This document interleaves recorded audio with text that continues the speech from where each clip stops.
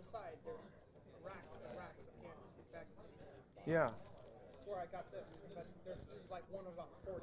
You're gonna have about. I'd like to introduce a gentleman that I ran into a few years ago, and he's best described as an idea hamster. You get him on his cage, get him rowing, and it's amazing. Let's have Bob Hedica, please. All right. All right, Bob. Hi, everybody. Can you hear me? Is this working? Good. I'm not supposed to be able to hear the amplifier, I guess. That's the deal. How many people already know what I'm going to talk about?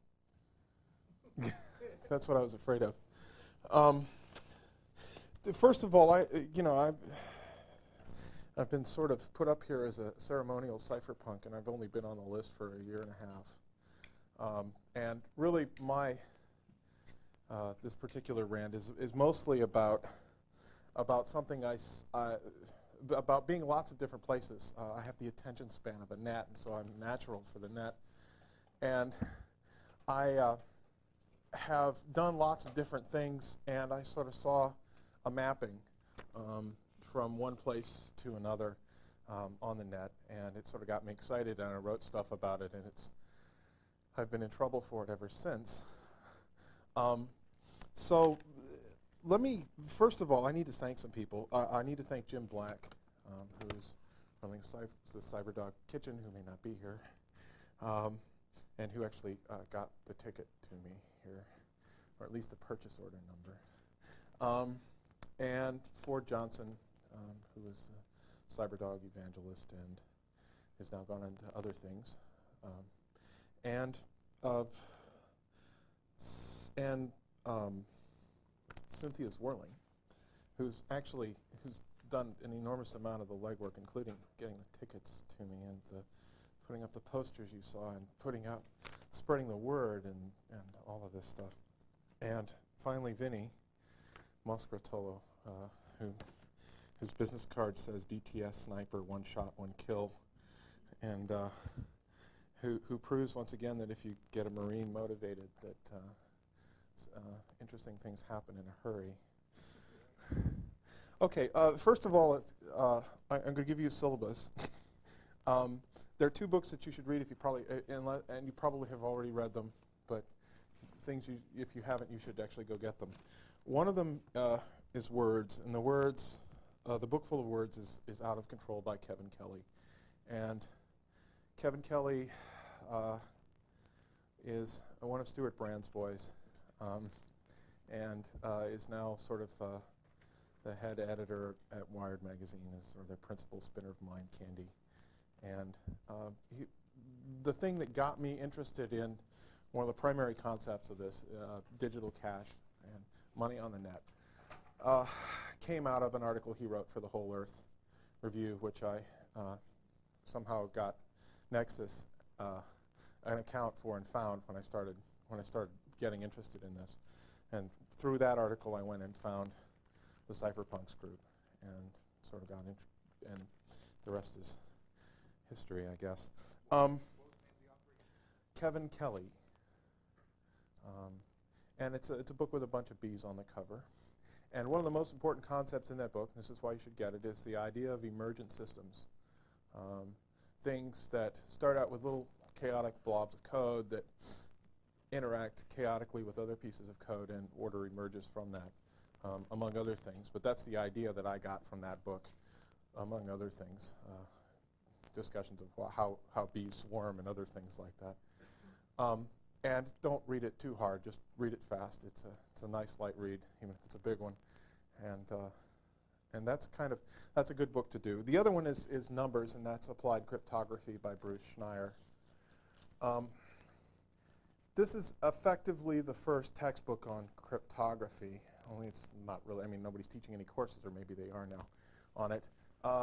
Cryptography, they used to joke that cryptography, well, it wasn't a joke, it was a law, that cryptography was born secret. And Whit Diffie, the inventor of public key cryptography, changed that. And Bruce Schneier wrote the first authoritative text on cryptography, sort of the whole title is Applied Cryptography, Algorithms, or Protocols, Algorithms, and Source Code in C, so you can see how useful the book is, and the new version has more source code in C. But it shows you how to implement a lot of the stuff that I'm going to talk about. Okay, let's talk a little bit about how we got where we are now. In the beginning, I think business was mostly done the way that I think the business is going to end up being done again. And that is that people basically shove tokens around at each other. People in a long time ago, back in Babylon somewhere, writing was basically invented to do business. And something most people never really want to admit, but it's basically what it was for. And more to the point, they wrote on pieces of clay, and they wrote on pieces of clay to account for, the things that they had to control, people in Babylon. And they invented this thing called money, and what money was originally was a token which said 3 cows on it, and then it might have been wrapped up in a little ball or something, so you didn't know what it was. It had a signature on it that said 3 cows, so say I, J. Nebuchadnezzar. And then they passed that around like money, and what happened was that if you broke the ball open, then you could claim the 3 cows from J. Nebuchadnezzar. So it was a promise to pay 3 cows. And that's really kind of where money comes from. Now, let's fast forward a little bit and talk about, and so what you get, most of business has basically been conducted that way pretty much the whole time.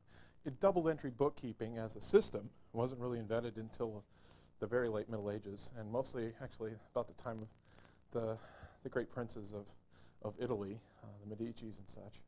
And mostly that was so that they could keep track they could actually monitor the operations of their business. These guys were basically gangsters, thieves, who basically used this so that they could tell when their bookkeepers were lying to them. And it was a neat trick thought up by a monk. And all the entire accounting methodology that we use now sort of came from that. So that's one thing. And basically a bookkeeping system is a giant hierarchy where you roll things up to the top. And at the bottom, at the top you say, I've got this much money left over, and that's a cash flow. And then you pass it on to whoever owns that hierarchy of book entries. Now, so that's sort of the first, not the first, but an imposition of hierarchy. And it made things really useful because, if somebody was lying to you, you could pretty much figure out in a hurry why and how and for how much they were stealing from you. And you could also measure your performance from year to year, and that was useful. So let's fast forward a little more. People started trading equities about the same time. People started trading pieces of paper, that said, I owe you this much, or if the king dies, I'll pay you this much, or if you lose your ship, this is Lloyd's, I'll pay you this much, that sort of stuff. And a bunch of guys in Wall Street got together under a buttonwood tree and started swapping paper securities. A bunch of guys in London a bunch of shopkeepers in London got together and started in the same neighborhood, started swapping securities around. But these were all certificate-based systems. And I'm using certificate here not in the same sense that you use, that people like to use certificates. So I'm sorry if I cause a little cognitive dissonance here, but you'll see why in just a minute. What changed all of this, people conglomerating in one place, is the advent of faster and faster communications. First it was based on transportation. You had fast horses or you had stagecoaches, which could haul mail around quickly. And then you had semaphores, and then you had the telegraph. But the problem was that switching in these networks were all people, and people were expensive. So what you ended up with were networks arranged on hierarchies. And these networks, they're all the things we know today. Distribution hierarchies, with a wholesaler. The market hierarchies, for instance, for stocks, you talk to a broker who passes it on up the chain. And of course, a classic example of this is a telephone hierarchy where you have a central office and then you have a local office. These get passed up and then back down the network. And this is all because people were the switches. Well, about 1920 or so, somebody did a study and figured out that you'd need every man, woman, and child, this is something we all know here, to switch every call, to switch calls pretty soon. And so people started looking at ways to automate switches, and we got electromechanical switches, the clicks you hear, and then we got electronic switches, tones, and then we got semiconductor switches, and then the world changed. Because what happened when that started to happen, when that started to happen was that you could switch, because the price of switches kept falling every 18 months, and now every year somebody's claimed to me, that you could switch a call not up the hierarchy and down the hierarchy to somebody, but straight through. You could get a permanent circuit and switch your own calls. When you take someone sends you a fax, and you say, ooh, that's cool, and you write on the fax, and you fax it to somebody else, you're effectively switching a bunch of information. When you download a bunch of email and forward it to somebody, which is what I do a lot these days, is... You're one big switch, Bob. That's me. A big switch.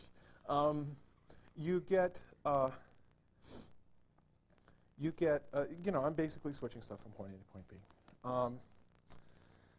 Well, so now we come to a guy named Peter Huber.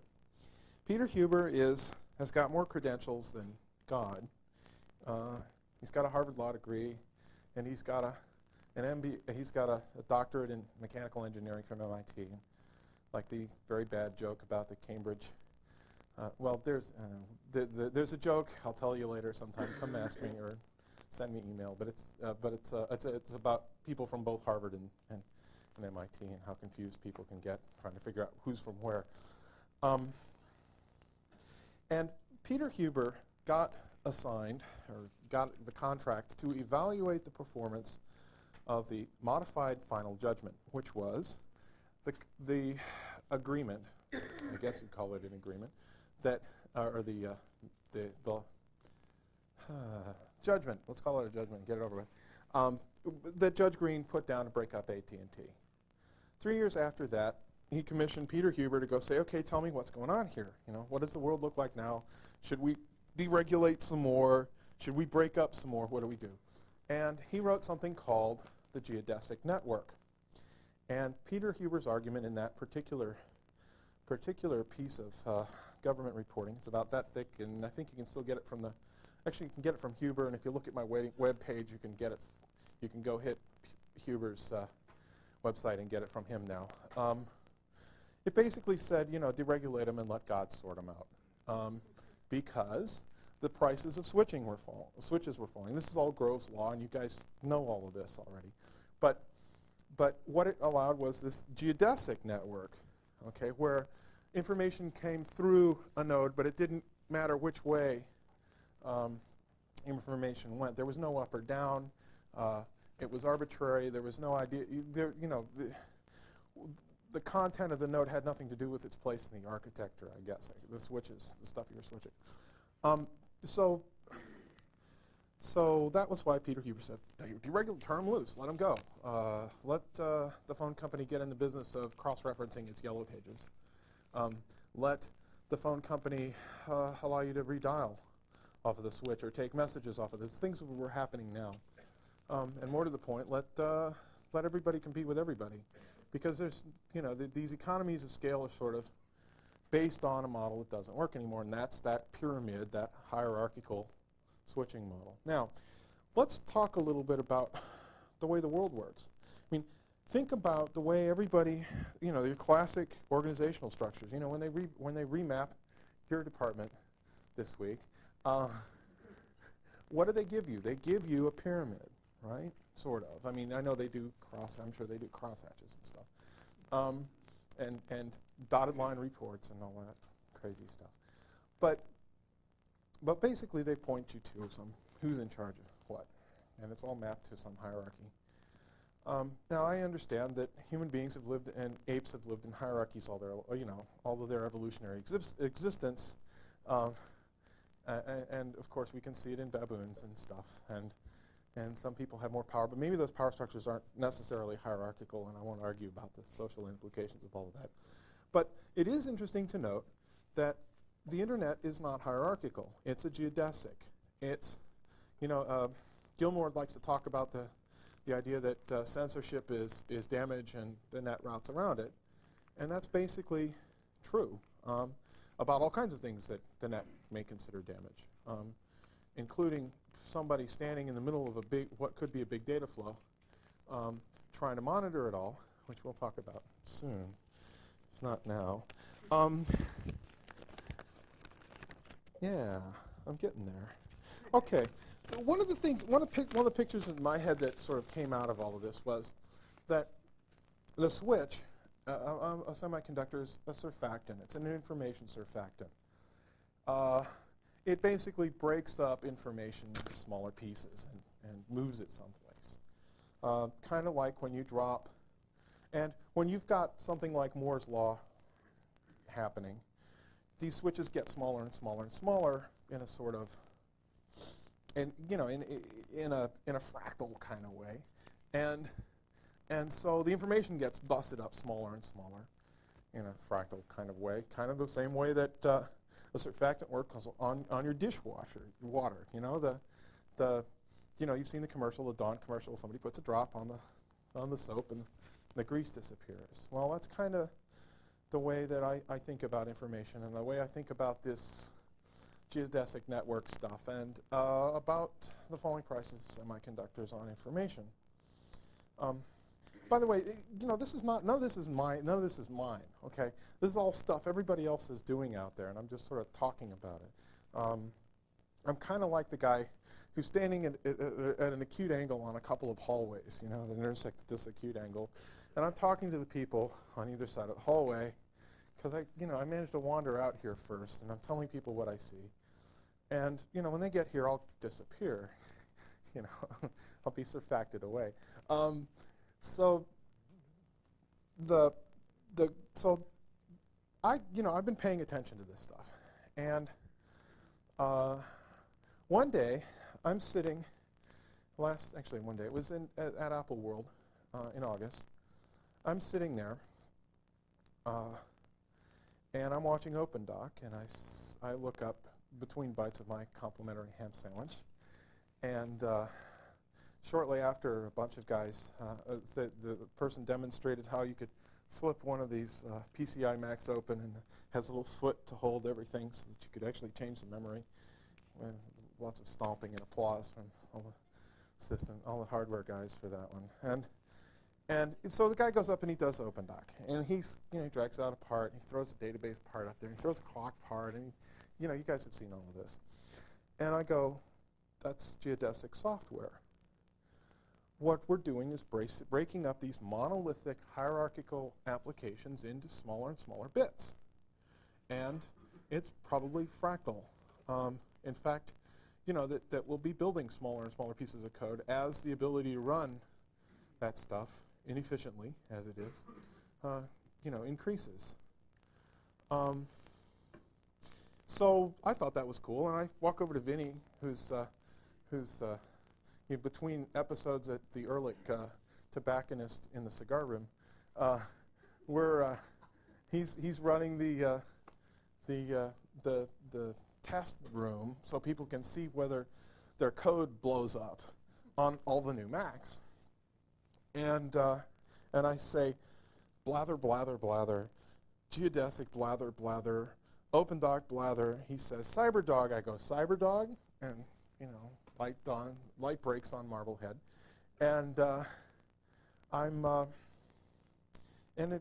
all sorts of cool things open up for me because I am currently hanging out on this group called Cypherpunks, where we are talking about things like the ability to buy and sell things with certificates anonymously and still have protocols that work, to buy and sell things in very, very small amounts and have protocols that work, to allow people to buy something from somebody and be assured that when the money changes hands, you don't have to worry about whether the money's going to bounce.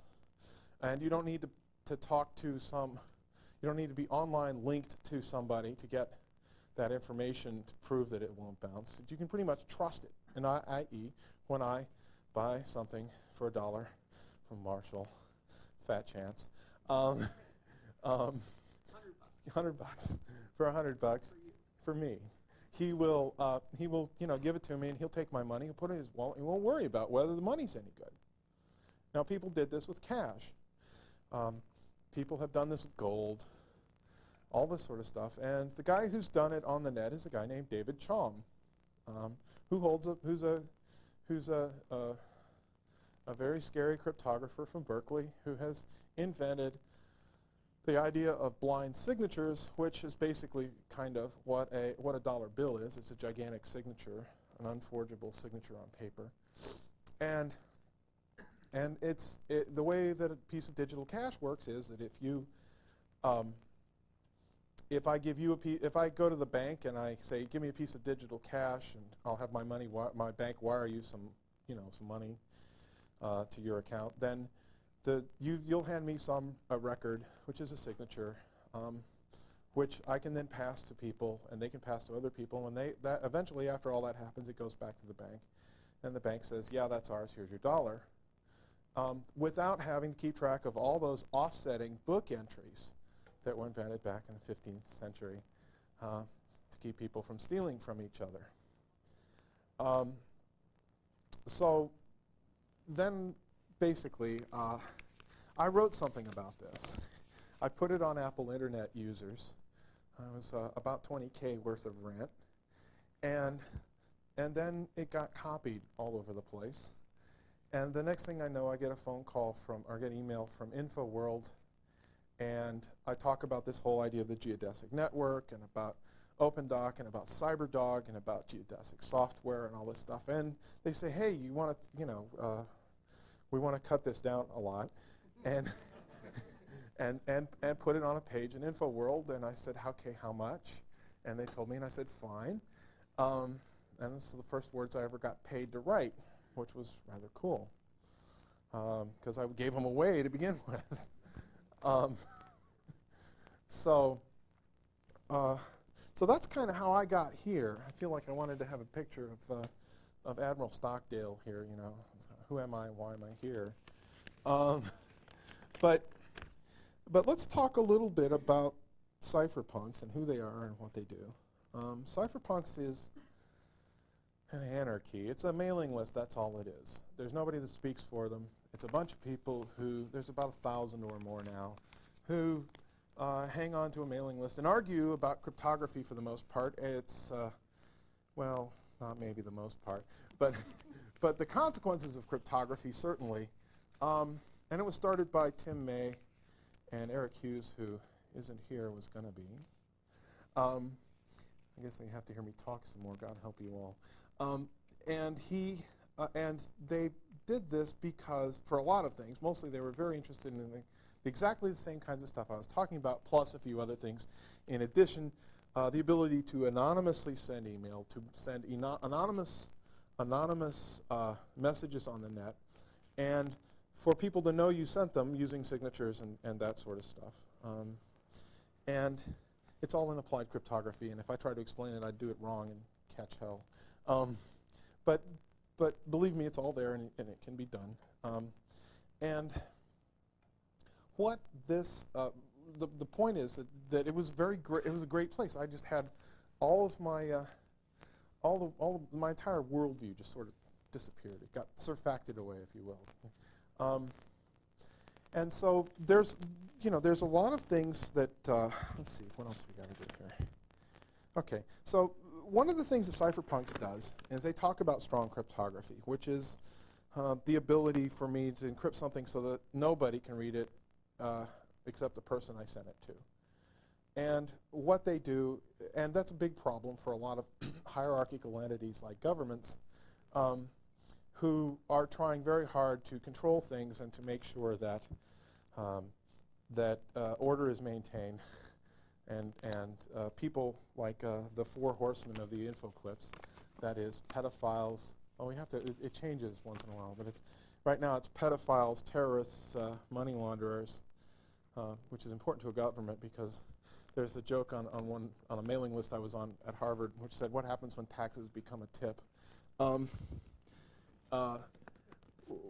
And who was help me somebody? Drug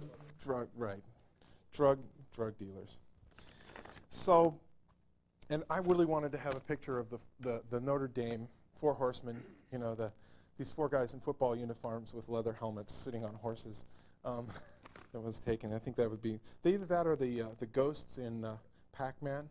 Like then you could actually attach names to them. Somebody's got to tell me what the names of those ghosts were, because I remember misspent. Yeah, see what I'm saying? We could just name them, you know, interchangeably and map the addresses away. Anyway, now the other thing is that one of my first jobs out of college was in finance. I was a clerk at a place called Morgan Stanley, a place you guys probably know about since they did the IPO for this place.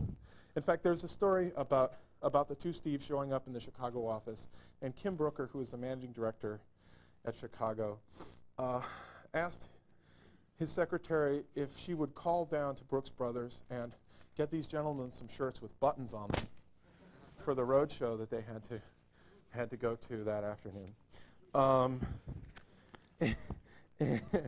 And one of the things that happens with digital cash is a bearer certificate. If I own, possession is 100% of the protocol, if you will, because there's no law, in digital cash. If I own the certificate, then I own the certificate. If I double spend the certificate and give it to two people at once, I can be identified, which is bad form if you're trying to rip people off.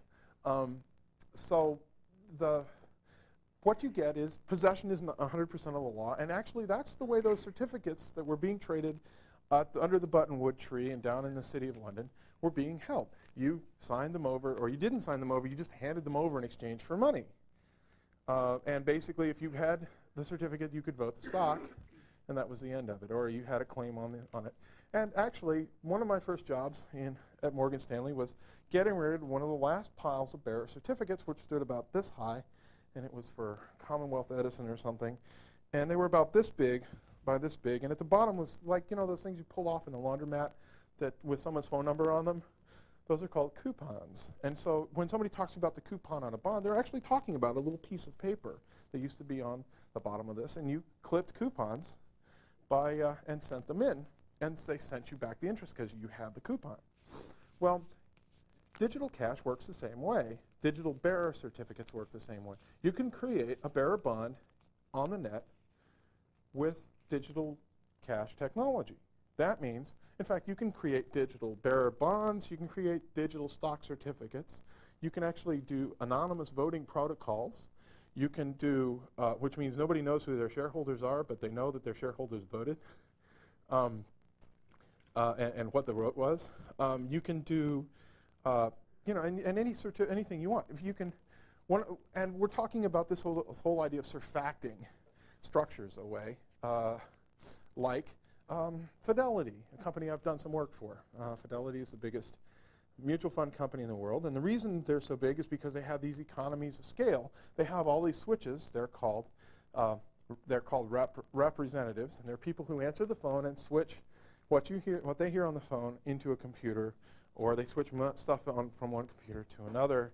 And basically, when you do something like the web with digital certificates, you can basically take the digital cash off your hard drive, hand it to the web page of the portfolio manager, who then can use that money to spend that digital cash to buy other stocks, and then he issues you a bearer certificate, which you use to claim back your cash at a higher, more cash later, as he has appreciated the value of his holdings. So you don't need all those people answering those phones, all those people coding those book entries in the machine.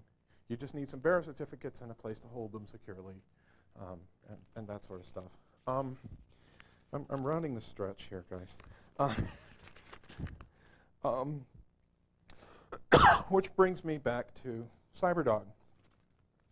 One of the things that I would really like to be able to do with CyberDog is something that I see in my head a lot. it's not an acid flashback. It's dragging a coin from a digital cash, purse, if you will, or whatever, a wallet, onto a register in a web part of some kind, and paying for something. That's pretty simple to see. The technology is there. In fact, the bank is out there right now. It's called Mark Twain Bank, and they have issued digital cash certificates backed by dollar bills in the bank. And in fact, my web site will take them once we get things sort of settled down, so that to pay for subscriptions and other things going forward. It's sort of like Mr. Bill's idea of eating your own dog food. So anyway, you can do that sort of stuff now, and those are the kinds of things that I think are very important for something like CyberDog to do, because basically the killer app, I'm going to say this and catch all hell for using all these trite phrases, but I think the killer app is commerce. More to the point, it's cash commerce, and nobody's really doing this yet. They're talking about it, and they're kind of, the Wright brothers have built the plane, and it flies, and yeah, the elevators are on the front of the plane instead of the back, and all sorts of other things are happening. But it's, it's there, and it just needs to be worked on, and it doesn't need to be worked on very much to do a lot of very amazing things. And mostly, what it needs to be done is that it needs to be sort of componentized, and so that other applications can spend money. And I'll get to that in just a second, and then I'll wrap up. And so that people can spend money on the net without having to go through a credit card and all the costs and overhead that entails, like Fidelity's big squad of people who have to manage all the book entries when all you need is hand somebody a certificate to pay for something, and that sort of stuff. Now, there are a lot of problems with this, and we'll talk about them because in question time I'm going to get hammered on all of this. But that's basically the sort of picture I have about this. And finally, let's sort of fast forward some more, right over the edge, and I get to predict things or not. But one of the things I think about is what happens when people's codes start sending them money in the mail. You write an OpenDoc part on the net, and it goes out like shareware, only this time you don't have to guilt somebody into paying you. It actually holds people up for some small amount of money, and then emails you the money, signed, with your signature or not.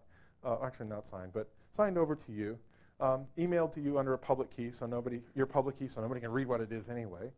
And basically, if the code runs, it sends you money. If it doesn't run, it doesn't. It's sort of Darwinian that way. The people who write the new stuff make the money. The people who write the old stuff don't make the money. If somebody pirates your code, and this is a problem, well then they're going to have to. There's still second-order effect on you actually writing code, so it's not completely, it's not a total loss. And more to the point, you can create these sort of objects out there that are out of control, sending you money, which is kind of cool to think about. And more to the point, you figure out you've got a way to pay for things on the net. You've got an ecology of money, so to speak, out there. And that's pretty much the strange but true, or maybe not true, idea that I'm wrestling with these days. And that is actually, financial cryptography for dogs. That's having CyberDog parts sending you money from the net. And I've written my last line because what we're doing is we're basically dissolving the entire status quo into a cloud of self-organized chaos. That's pretty much it. I mean, all our social structures are based on this hierarchy, and it's all sort of dissolving away.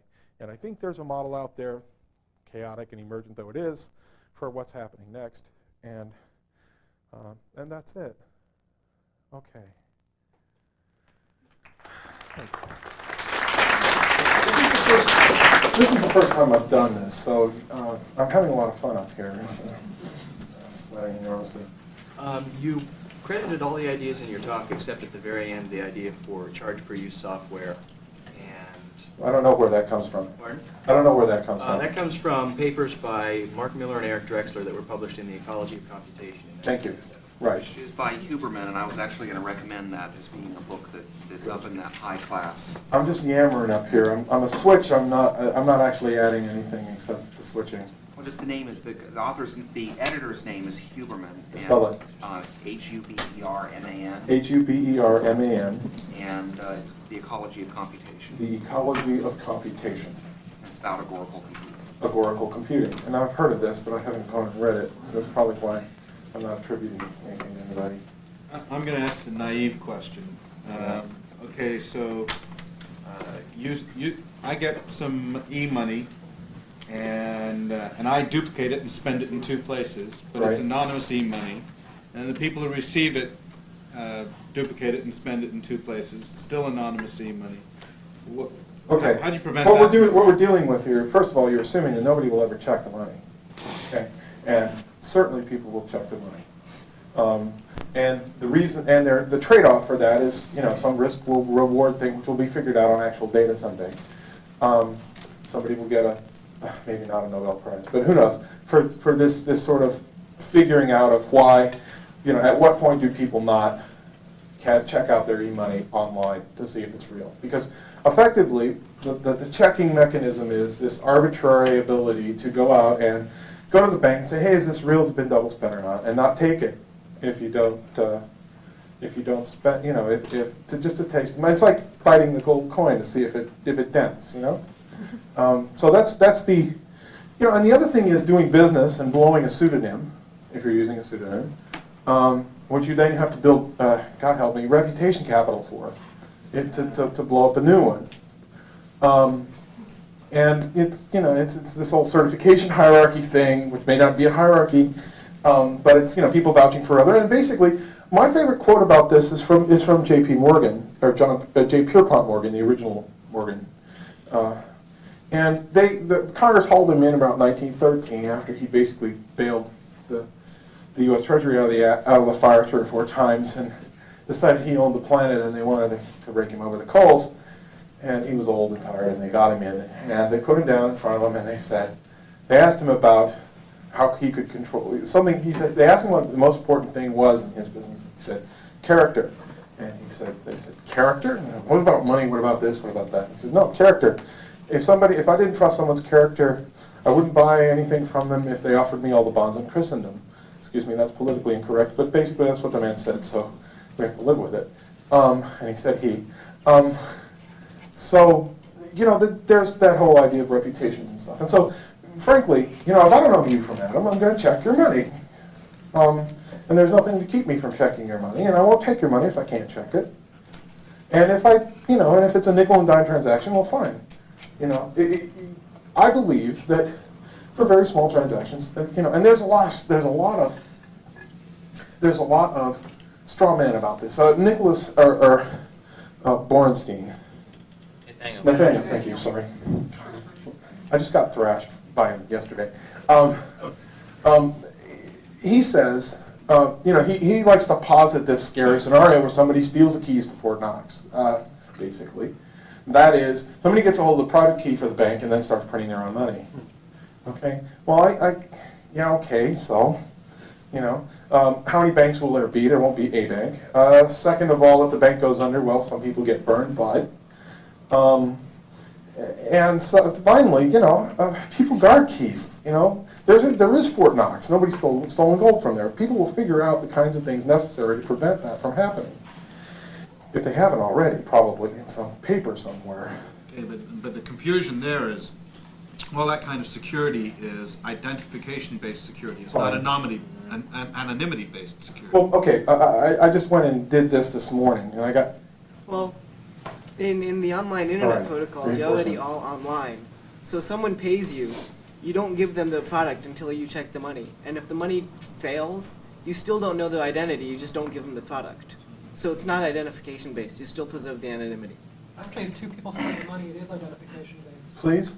If you get 2 certificates that are trying to represent the same piece of money, you can, in a broad way, XOR them and Right. find out from there the identity of the person who forged the money. My favorite analogy for this is, suppose we were actually, people were kiting checks, right, for money. And they were just signing, pay to the order of, pay to the order of, pay to the order of, and we're kiting checks, really. because it involved a bank account. But they were basically, people were signing over infinitely long endorsements on the back of checks. And so if you perfectly Xerox the check and then handed it over to two people, it would cross. And that's how you get identified. Now that's an analogy. That's not how the real protocol works, but that helps you think about it. Also, there's some things like with digital anonymous credit that AT&T did, which actually has multiple banks, so that there can be one bank has your accounts and the other bank has your ID, your real, your true name, and those never meet. So that you can, right now you have to have your true name on your bank account at the bank. Next. Yep. What you're talking about is a different monetary system than, national currencies, and Yeah. I expect that at some point we're going to have to start worrying about exchange rates. I'll give you a big hint. I had lunch with the guys at State Street, currency traders at State Street Bank in Boston, the largest institutional trustee bank. They're the people who hold your money if you buy a bond. Are responsible for paying you back too. And the currency markets are geodesic. There's no hierarchy to the currency markets. People trade, if you burn somebody in the currency markets, they'll never do business with you again. Game over. That's what happened to Bank of New England. That's what happened to Daiwa Bank. Sort of. Well, the Fed beat up on Daiwa. But I have problems with there's no need for centralized banking. You can have a currency board which basically gives you an index of other currencies to base your currency against. And that it works fine, and it doesn't work very well in Argentina because they botched the index, but it works fine in places like Chile.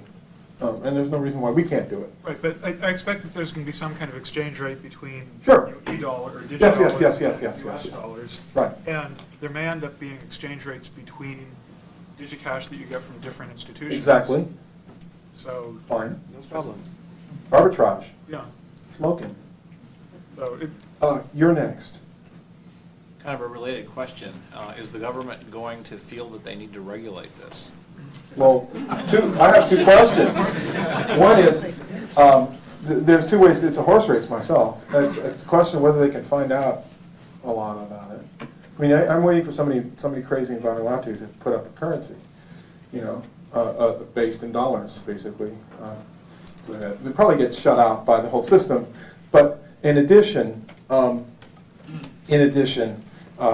that idea of what happens when taxes become tip. What happens when they can't enforce it? There's actually David Chom actually has been talking a lot lately about sort of the reverse for taxes. You can actually set it up such that you can give me a receipt as you're a charity. You can give me a receipt for that charity, and then I can give the government the certificate so that they can prove that I paid a charitable institution some money, but they can't know who it was that I paid the money to. I love David Chom. Okay, more? Anybody else? My question was similar, actually, to what was just asked. Has the government taken a position, because that could be considered a security in some respects, that they Sure. issued a position Government on can. how they handle this, since you said there is a bank currently Yeah. issuing these things? Absolutely. Well, first of all, the bank maps your true identity to a bank account and all that sort of stuff. And actually, I have a protocol and a scenario. It's not real. Where you can do that. You don't have the trustee, the holder of the money does not have to be the issuer of the digital account. You can have a trustee bank like State Street and somebody else, an independent underwriter, underwriting digital cash.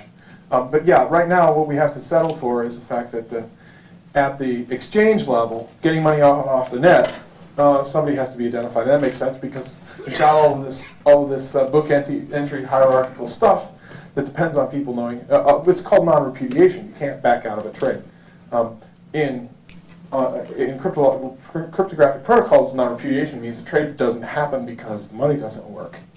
And that's replacing law with cryptography, which is something cyberpunks really like a lot. How do we make the jump to light speed, essentially? It's great to say that, we get rid of government and all yeah. the hierarchy stuff, and I'm a firm believer in trying to get rid of people who are dead wood, but you have to, there's some way that you have to move off of, your foundation and onto something of a totally different value system. Mike, Everything's still based I on understand money, so how do we? I know what you're going to say. Let me finish the sentence. Sorry. No, that's, if you got the answer, I don't know. Yeah, I think of two things. First of all, think about monarchies right now. They're mostly ceremonial, except in places where they aren't, but they're still around. Think about, so I think that we may go that way with a lot of government stuff.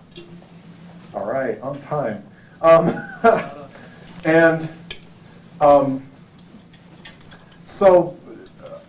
So I think that that's pretty much what's going to happen. They'll go the way of sports teams. We still have surface transportation, right? In fact, somebody's invented a better train once we figure out how to get decent magnetic levitation going. But we also have flight and we have cars, which are basically point-to-point sorts of transportation. And but that still doesn't remove the dependency on an established institution, which is the United States government. Fine. Go for it. Somebody else is helping. I want to add that there is a lot of exchange that is going on now that we do not do. We do not refer to cash. As an example, right now there is on the internet. I have a T1 line, and I have other people that are exchanging bandwidth with me. I'm connecting to them because they're giving me another access to the net. I'm connecting to these guys to another access, and packets are being routed through me. There's an implicit trade of packets that is going on, of sharing of bandwidth. So there's no reason why, we're just sort of brute forcing it, making guesses, and every 3 months we're sort of going, well, gosh, you owe me a lot more bandwidth. But down the line, we can actually turn this into a token, a bandwidth token that could be traded not for cash, not for anything else, but for my 2 seconds of T1 time. Right, but This is different from a book entry funding money. I understand what you're saying about government. You homogenized the issue. You said, okay, Yeah. I can trade bandwidth for bandwidth. Okay, the glory of money is that it's a store of value. Right. So that I can trade my money for any, I can map it essentially. Yeah, I can can transfer give my you- money to any kind Okay, of before I don't want to get into too much on this, but basically anybody can issue money as long as they pay it back. Okay, and so you end up with scenarios where people can issue money that and basically current countries do it now. But in the old days, before we invented central banks, which was only 100 years ago, more or less, banks issued their own cash. And it worked pretty well. I mean, we didn't even have a national banking system, really, for 50 years. So, you got to remember, we got this emergent, control structures are usually emergent, and governments basically sit on top of those control structures and say that those control structures wouldn't exist if the government didn't. That's not necessarily true. Hi, this is an actual financial cryptographer. I call him that. He's famous. His name is Eric Hughes, and he's the canonical cypherpunk, and God knows what else. And this is the first time I've actually seen him face to face, and I actually talked to him on the phone the first time last week when I groveled in his general direction on the net, told him to get up here and help me with the hard stuff. And I managed to have done okay. We've had hard stuff this morning. Okay, so why don't you go ahead and... I'll answer the question in the back there, because the question of... Can you turn down the volume? I'm experiencing large feedback. Probably me too. I'll turn this off. There's a knob on the side there. So. No, well, You're fine now. yeah, that's better. Anyway, you can always money is fungible, but moving money across issuance borders is in fact very expensive. And so wherever you can do local clearing and settlement, you want to do local clearing and settlement, minimize the interdomain transactions, because that's where you actually incur significant transaction costs. As soon as if you can do all the transactions within a single legal structure, for example, if you have one intermediary who's doing all the financial transactions, it's much lower cost than if you have to get even 2 intermediaries to cooperate to do anything. Okay, so some of the models some of these models for micropayments, I think, are a little certainly small. Certainly, the trend is toward doing smaller and smaller transactions. As the technology becomes more efficient, you're more able to technically clear trades at smaller and smaller values. But the idea of doing micropayments everywhere, where you're clearing cross-transactional boundaries, cross-international boundaries at the sub-penny level, I think, is insane. I don't think it'll ever happen that way. And well, it may happen that way someday, but the real thing that happens is that the human labor input in terms of expertise and error resolution becomes much more expensive than the technology. And where previously the fixed costs of the computer equipment were really the governing cost of doing the transaction system, it's going to change to be the cost of the people who are running the thing. And that does not change with technology. Basically, people, if there are 5 billion people on the planet, people cost on the order of 1/5 billionth of the world economy. I mean, modulo inequities in income, which are large, but they don't give you the same kind of inequities, say, that computer technology gives you in terms of the cost performance from 1 year to 10 years later. I'm sure that you have some good answers to this, but I would think that from the government perspective, they could see this technology, especially if it's someone forward-looking like Goran Gingrich, for implementing a highly automated, pervasive, secure VAT. Yeah. I've been pricing Caribbean underwater fiber. That is a problem. It's really quite inexpensive. Right. When the laws stop at the national borders. I'll tell you, you can run a 12 fiber cable down to the Cayman Islands and run OC48 on one fiber, and you can deploy that for less than about $500 million.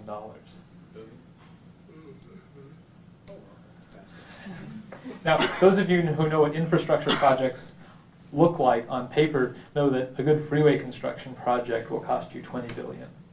And so if you can find a way to finance that kind of fiber deployment, you very quickly get the ability to do regulatory arbitrage across national borders for financial transactions in a way that has FinCEN wetting their pants, I'm sure. How many of you know what FinCEN is? Raise your hands. FinCEN is the Financial Crimes Enforcement Network, and it is the single closest thing we have to a big brother bureaucracy in the United States right now. They are probably the largest sink of financial data ever created. Every bit of financial data they can collect. And since they are child of the Department of Treasury, they have regulatory authority to mandate disclosure of certain kinds of transactions. Ends up in their computers for analysis. They're trying to get a hold of real-time ATM transactions, and they can't get the real-time yet. That may happen within a few years. That sort of runs into my idea of the node choking on all the information, which may or No. It's not a question of technology. It's a question of whether they can convince all the banks to feed them the data. The banks are quite willing to feed them the data, assuming they can, one, get paid for it, and two, can do it technically. We don't always do. I'm told that the Visa type people don't have to report to them. Is that still true? Yes and no. I mean, it's like, anybody know what an administrative subpoena is? Raise your hands if you know what an administrative subpoena is. Okay, it's not widely known. It's a piece of paper on FBI letterhead that says, please give us some data. I was told that Visa was given one of those once, and they have rejected them on certain occasions, and they've complied with them on other occasions. For example, the government of South Korea told Visa that they had to turn over transaction tapes for all South Korean transactions for the last however many years and do it on an ongoing basis, or be shut out of operations in Korea entirely, and they complied. Now, you should know about Korea. Korea also recently passed what's called I've forgotten the actual term. It's essentially an open books law requiring disclosure of financial assets. It used to be you could open up an account in South Korea under any name you cared to and keep arbitrarily large amounts of money there. And the effect on government corruption was so deleterious that they decided to remove that provision. So there was a big bang. See, if you build a system where that's not possible, or more to the point, if a system like that is not possible because it's cheaper to do it that way, like you get with bearer certificates and autonomous agents and all that sort of stuff, then then you don't have all these built-in audit trails to follow the money with. Now, obviously, you can burn down audit trails and you can shell corporations and you do all that stuff that tax lawyers do. But, you know, I mean, if it's not possible to do it and it's cheaper, then that's true. And basically, Eric just got through slamming me here, telling me, of course, that it's fuzzy-headed thinking to think that we could go down microtransactions with any real. Well, no, certain kinds of I'm just saying certain kinds of microtransactions are going to exist, but I suspect they'll exist within a single transactional framework. Yeah. Okay. So, for example, the people at General Magic could run a General Magic money system entirely within their little scheme and clear and settle it all within there, and then only do large transactions to the outer world, and that would work reasonably well. And Well, that's kind of what happens with digital cash anyway. If you're doing a bunch of anonymous transactions on the net with small stuff and then accreting them and sending them out to the real banking system through some sort of gate, then you get the same sort of yeah, you get the same sort of effect, Steve. Would you say something about the idea of loyalty to currencies? Do you think people will say have a loyalty maybe the way they do to a frequent flyer plan that's associated with a lot of other businesses besides the airline? You know why frequent flyer plans create loyalty is because they're non-transferable. Well, hold on, that's really important because since they're not fungible, they can create loyalty. Currencies, by their essential nature, exist to be traded in foreign exchange markets. And so, But do you think there'll be a loyalty to digital currencies? There's loyalty to the U.S. dollar because the U.S. dollar pays up. Okay, that's exactly how anybody who issues digital cash. Yeah, let's make this very specific. How many people have loyalty to the peso? Which one? The Mexican peso. Not the Cuban. Loyalty to the Mexican peso. Now, when you put it in that phrase, you immediately see that there are some difficulties associated with the idea of loyalty that's not based on purely fiscal considerations. Yeah. This all gets back to what backs the money, right? In other words, paper money is simply a level of indirection, you know, for some gold. Three cows, so say I, Yes, J. exactly. Nebuchadnezzar. Right, so this electronic stuff is just one more level of Exactly. indirection. Let me further that. It's important to recall that digital money things are transfer systems and not stores of value systems. They only can move things around between individuals. They don't actually create the store of value. Now, that's... Neither does a paper. Neither does a piece of paper. That's right. In fact, money, dollar bills actually are not so much a store of value as a means of transfer. However, that should be qualified, is that there is storage of value. There's effective storage of value when you have a real store of value and float in the transaction system. Okay. In other words, the float in the transaction system lifts off the store of value into making the transaction of value have some storage capacity. Okay, but it's really that time differential between the two legs which creates the storage capacity, and it's only as good as the underlying one. So there's a whole. I just should mention. I don't know if you know about this, but I've been developing cryptographic protocols to do auditing of money in stasis rather than money in motion, like digital cash is. Are these your public books or? Yeah, the open book stuff. Yeah. Probably not. Anyways, tell them about it, please. Yeah, one of the things I've been conceptually working on are ways of creating synthetic currencies, and there's two aspects to that. One, there's the idea of the registry. You have an effective M0 in a synthetic currency, and there's the financial considerations of how you actually do that. If any of you have ever read economics papers on market baskets of currencies, which is a synthetic kind of currency. I just did that last week. Yeah. Well, I'm pulling her. at some point in the past, some of you have looked at some of these things. That's a reasonably general statement. Is that like an index fund, only with currencies? Yes, exactly. Yes, that's what. It's a mutual fund, or basically it's a anything where board does this. A currency, well, kind of. Yes, but yes, in a different kind of way. Sorry, guys. In any case, there's all these places where you take one kind of money and turn it into another kind of money. Okay. You need a financial way of doing that. And in fact, what's happened is that people who are doing, these are derivative assets. People who are making derivative assets are trying to increase their fees on the things rather than create a transaction system. So one of the tricks is to figure out, see, government currencies, you've got to remember, are subsidized. And not so much, the dollar is a subsidy to the economy. And to date, it's an extremely successful one, and one that no one really, in their right mind would want to get rid of for libertarian purity. Okay, simply because it works so well. Now, with increased ability to do electronic transactions, we may find that 20, 30, 50 years down the line that we're able to create synthetic instruments that work better than what the national currencies can do. And the environment that that will come out of, by definition, is the place where you don't have a national currency regime. It'll be an international trade. So, people who want to think about how to get rid of government currency should start thinking about currency-like instruments that mediate international trade in good ways. Yeah.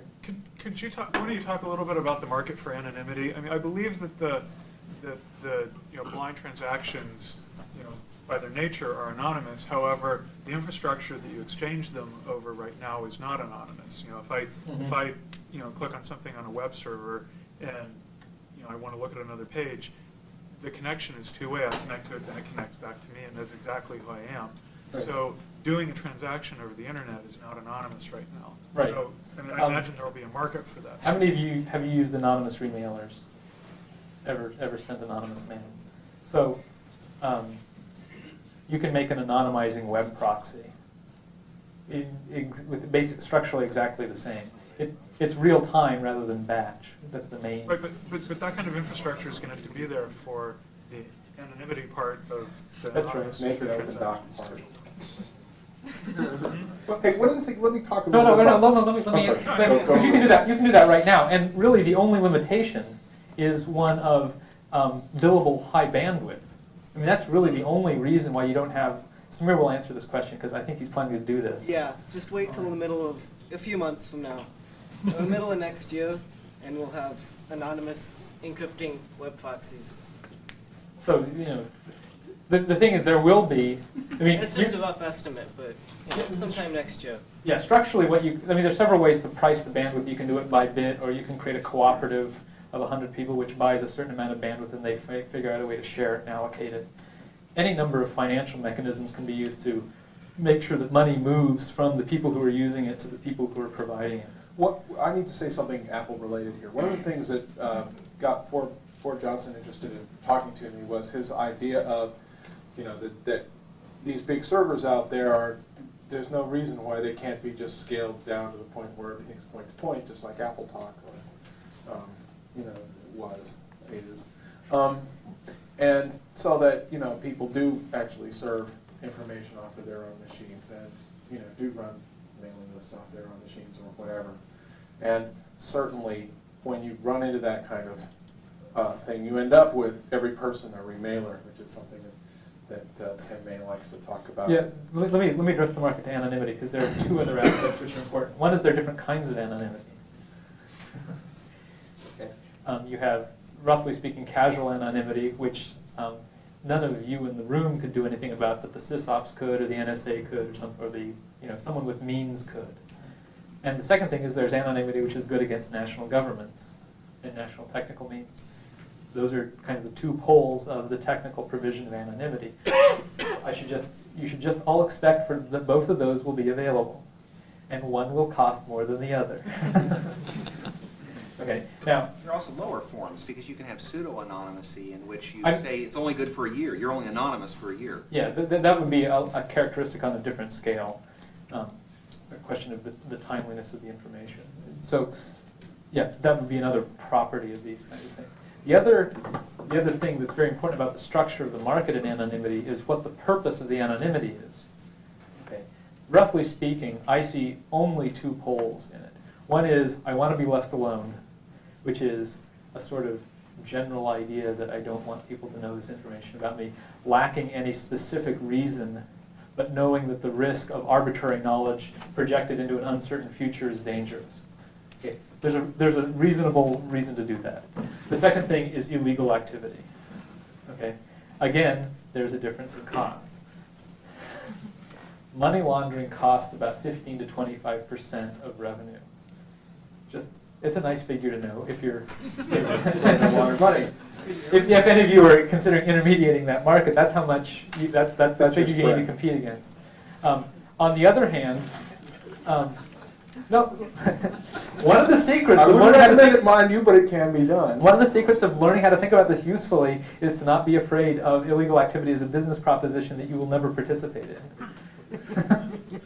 But the viewpoint of being able to analyze that gives rise to an analytical framework which is much freer in your own thought. I assure you, so many things are clarified when you allow yourself to think like an illegal operative. The other poll, the want to be left alone poll competes against advertising. And in particular, whatever the characteristic percentage of revenue people are spending on advertising is what the user will have to replace in revenue to the intermediary in order to basically buy out the advertising revenue.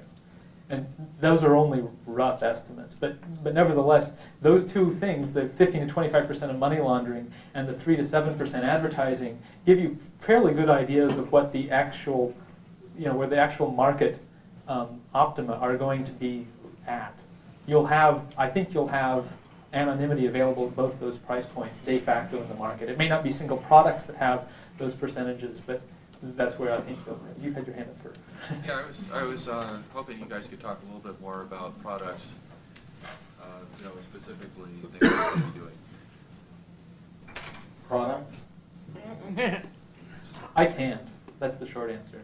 You'll have announcements next year. No, I mean things that Apple should be doing. Oh, things that Apple should be doing. I thought you were saying things that we were doing. I have a laundry list of OpenDoc parts that I'd like to talk about, I guess, CyberDoc parts. I'll talk about a few of them. The first thing is, in terms of very practical things, is to get another signature thing deployed in the operating system. The existing RSA signature method that's in there needs to be not so much replaced as supplemented. Okay, so that's happening. What's your list of requirements for replacement for RSA signature? Oh, I see. It's stamped confidential. It's conceptual. Yeah, well, But it's not anonymous. just cross that part out. It's okay. It's consensus. Eric, what are your requirements for a replacement RSA module? This is from consensus. So this is still RSA. It's just better. Yeah. Don't worry, it's only 2 more years, and then we can do other things. It'll happen sooner. RSA's in the middle of suing Scilink and Stanford over. No, actually, I can't really talk about details. Anyway. I know some of the patent attorneys who are doing this, but I expect the Stanford patents to fall in '96, and in fact, other algorithms be able to be used. So one of the things to do is there's a question in certification hierarchies: who's the root? And the final answer, the policy answer, which everyone should know, is that you're your own root of whatever nature.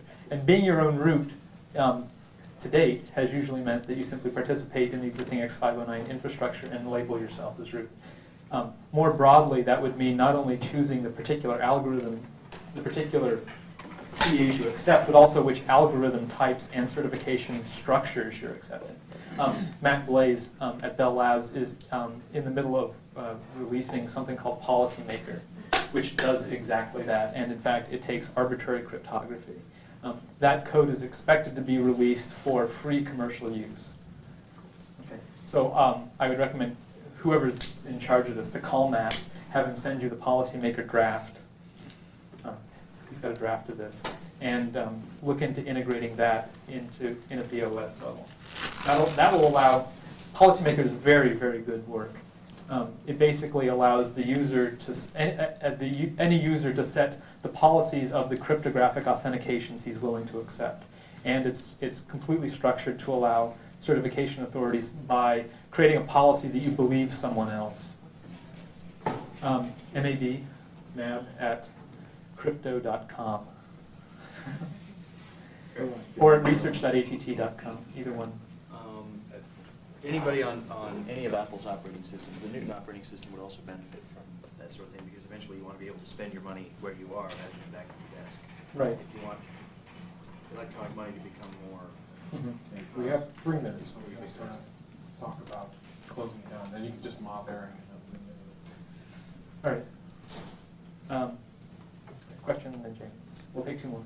I was wondering if either of you could comment on the recent stuff that was happening at Netscape with GAC. I visited my first Netscape disabled page 3 days ago. I mean, One of the yours is kind of disabled. You know. This was a guy who had previously disabled it, so he had it all working. He did 2 tricks. Both. I'll tell you the details and then I'll tell you the generality. It's beautiful. The first thing he did is he used Netscape's color extensions to set black typeface on black background.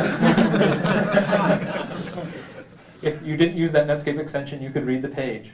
The second thing he did is he used the Netscape extension meta-equiv what that does is you take one page and then you are immediately moved without your wish onto another page. And so you saw a blank screen for 5 seconds, and then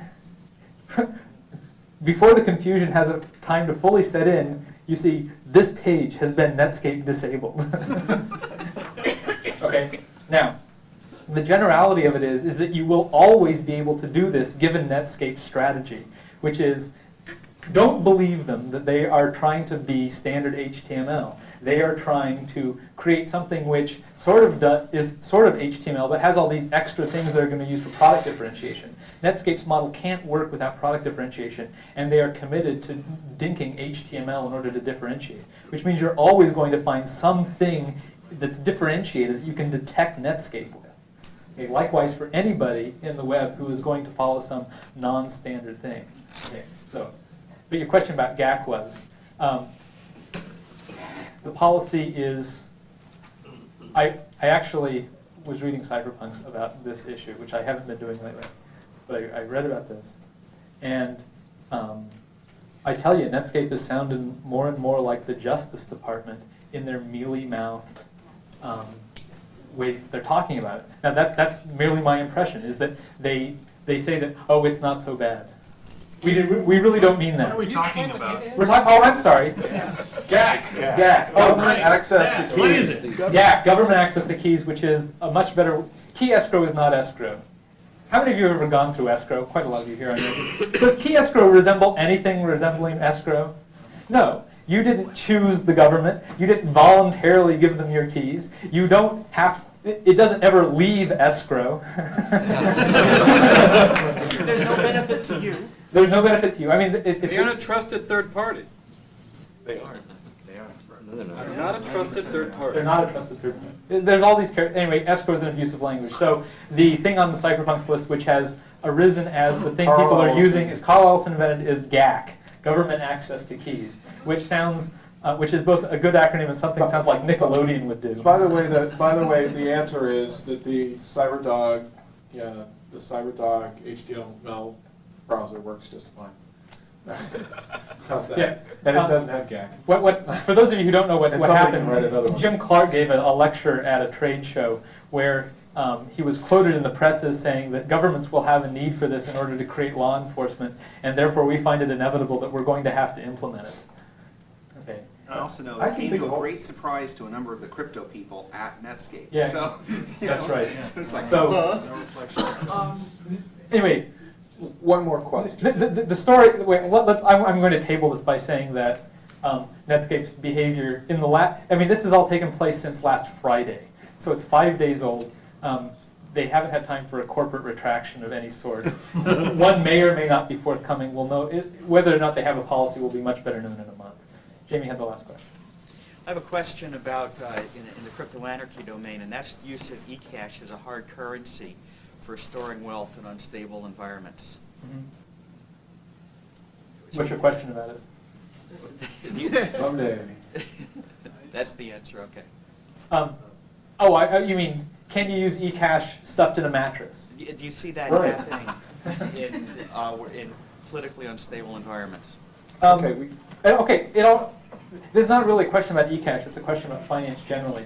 When Brazil was undergoing hyperinflation, that's exactly what happened. It had nothing to do with eCash. What was happening is that the banks of Brazil were selling to the upper class of Brazil they were indexed financial products based on the Brazilian currency. What does that mean? Basically, they made financial synthetic products, which were denominated in the Brazilian currency, which tracked inflation. Okay, now your question is, how do you track inflation if it's denominated in the Brazilian currency, which is inflating like mad? The secret is, of course, you don't hold Brazilian currency of any form. So what these were, basically, they were dollar accounts, which were denominated in the Brazilian currency. I forget the name of it. They were denominated in Brazilian currency, and basically they did foreign exchange trades in real time when people wanted actual working cash to operate in the Brazilian economy. Okay, and I don't think they were that particularly simple, but they were essentially that. And to answer your question, this is something I addressed in a different context before, which is that what you've got here is you've got float. Okay, and as long as you have an underlying store of value, which is sturdy, you can leverage that value into a store of value in the float of a digital cash certificate. So yes, you can store value in digital cash certificates, but you have to make sure your underlying underwriter is solvent and robust. So want to keep your money one-to-one in something else. And as soon as it becomes insolvent, your e-cash is useless. See you later. That's right, because Confederate money. Exactly. Astrals, right? So in fact, what may happen, and this is a fact not so much of the transaction mechanism, e-cash in this case, but in increased networking in financial areas, which is people will flee out of native currencies much more easily than they do now. Okay, which will put pressure on the issuers of national currency to have real currency. Well, no. In particular, prudent governments. Okay, this is right. Local foreign exchange is going to be even a bigger check on government power to dink with their budget and to overspend on social programs like many European countries. Like Chile and not like Argentina. Or like Mexico. Yeah. No, the worst example, believe it or not, is Italy. Italy's public debt measured as a percentage of GNP is like 150%. Okay. Much worse than the U.S. And believe it or not, the second worst in Europe is Belgium. Belgium, yes. So what I meant about Mexico was this, earlier this year there was a massive fleeing of foreign capital. Right. Which was not, well, okay. Okay, game over, man. Thank you very, very much.